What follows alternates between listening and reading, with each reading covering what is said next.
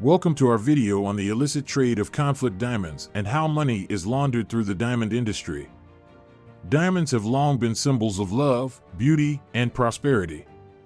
But they can also be a source of conflict, exploitation, and corruption. In this video, we will take a closer look at the dark side of the diamond industry and explore a real-life case of money laundering involving a diamond mining company called Koidu Holdings. Through this case study, we will examine the various parties involved in money laundering in the diamond industry, the red flags to watch out for, and the lessons we can learn to prevent future incidents. Join us as we delve into the world of conflict diamonds and expose the dirty secrets of the diamond industry. But before diving deep into our video, don't forget to hit the subscribe button to stay updated with our latest videos. The diamond industry is worth billions of dollars and is heavily regulated. The Kimberley Process Certification Scheme was established in 2003 to prevent the trade of conflict diamonds. The scheme requires participating countries to certify that their diamond exports are conflict-free. However, the effectiveness of the scheme has been questioned as it has been found to have loopholes.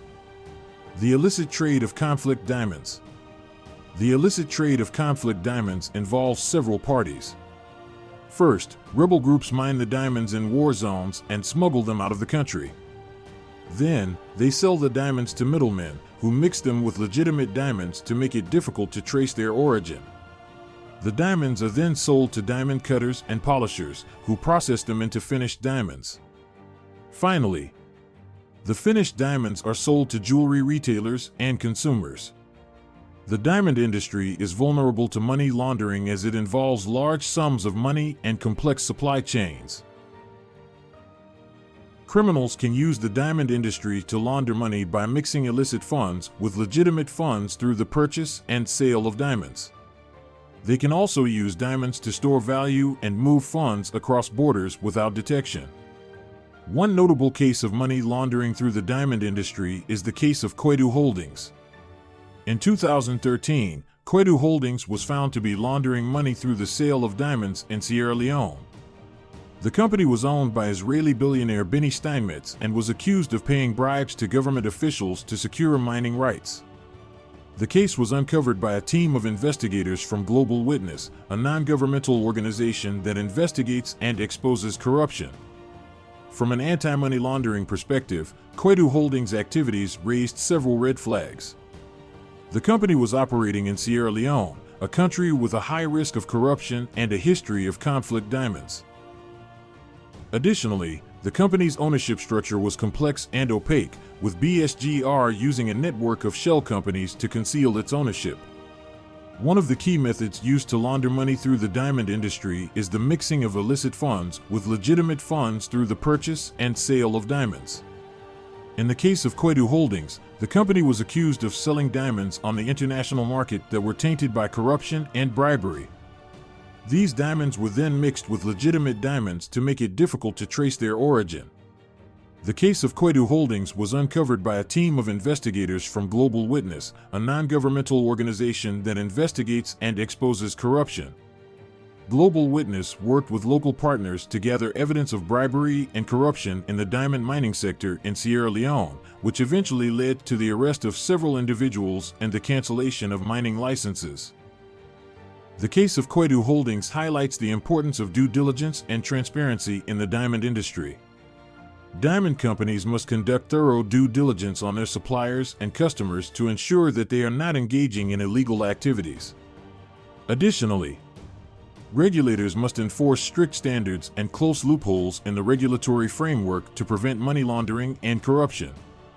In the aftermath of the Koidu Holdings case, the diamond industry has taken steps to improve its anti-money laundering measures.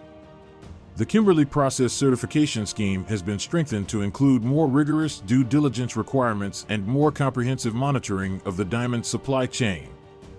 Additionally, diamond companies have implemented more robust anti-money laundering policies and procedures, including enhanced Know Your Customer measures, transaction monitoring, and risk assessments. In conclusion, the case of Koidu Holdings is a stark reminder of the potential for the diamond industry to be used for illegal activities, including money laundering and corruption. By implementing strong anti-money laundering measures and enforcing strict standards, the diamond industry can help prevent the trade of conflict diamonds and contribute to a more just and equitable world. Red flags. There are several red flags that can indicate money laundering through the diamond industry.